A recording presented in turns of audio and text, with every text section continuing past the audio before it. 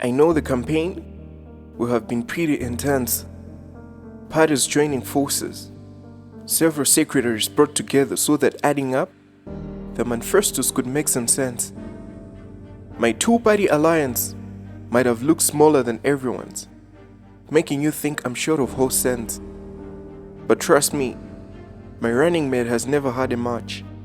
Don't be fooled and start judging books by their cover. Igniting an irresistible romantic atmosphere poetry has authored success stories of many a sincere lover. I just don't know whether or not I'll be the country's first devoted Christian chef d'etat. And so sure whether I'll be her sixth guy, seeing I really took my time, knowing great haste always makes great waste. Her Highness Professor Singleness badly desired a third term. That's an open secret.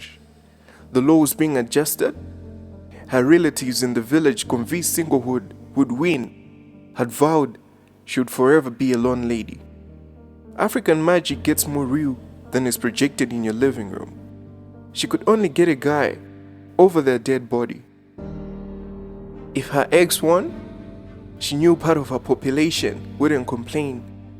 Another part would have been over the moon if Professor Singlehood won again. The rest needed someone new. The previous ones had injured them so bad that they were racked with pain. However, I wasn't the only aspirant. My conscience therefore asked me to think again. Yet knowing faint heart never won fair lady, I still proceeded with the campaign. And so walking out in her Nike shoes, she only returned home after checking my box. Though she never saw me in a Nike outfit, she was convinced I ticked all the right boxes.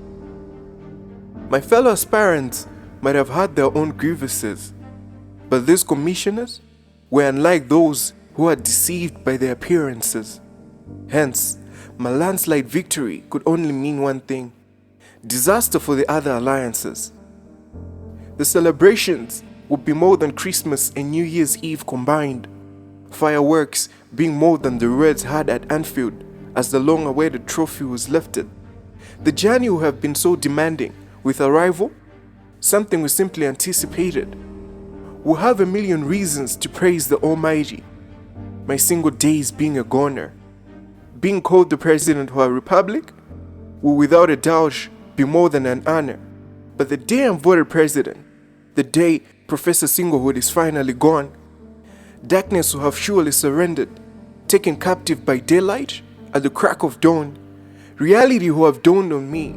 From the school of hard knocks, fantasy withdrawn, my troubling thoughts being the first chaos worse than the coronavirus to be handled. I fear for my dear reputation. My renommee will surely be on the line, prone to being manhandled. I know my manifesto would have been indisputably better than that of my fellow aspirants. I guess that's one of the reasons Adorable have accepted my offer at their expense. But what if it turns out their promises were more realistic than my pretense? I mean, before us will have been a desperate young lady, a nation so hungry for a new government. Only time knows whether I have meant what I said or simply took advantage of her desperate predicament. Gone are the days parents smiled knowing their daughter was about to become a minister's spouse. Gone are the times accepting a Christian guy assured her house was filled to capacity, leaving no room for divorce. I guess times have indeed changed. The revealing generation has disclosed the dark side of the Christian man. It's really sad to realize that Professor Singlehood proves to have been better than many a born again. It even gets worse when she finds out she was better off being with a guy who could hardly define the word amen. The day I'm voted president, even if I sleep, I doubt my mind will let me rest all evening. I said the day I is voted president, even with just a handful of subscribers, the whole world will have surely started watching. The day I'm voted president, I doubt I'll have peace, even if no one will be on the streets demonstrating. I say the day I is voted president, who knows, he might just prove his haters right and conclude they weren't simply hating. I'll have surely won her heart, but will the defending champion keep all his promises, keeping her from regretting? I know she'll have spent a lot of time on her knees with her girlfriends. I agree, everyone was convinced it was time for her to experience something different. Singlehood and all the previous governments had been pretty corrupt, stealing her happiness. They had surely robbed her smile so pretty. It would really be surprising if joy and peace of mind will still be part of her reality. But what if this new government turns out to be everything but a blessing?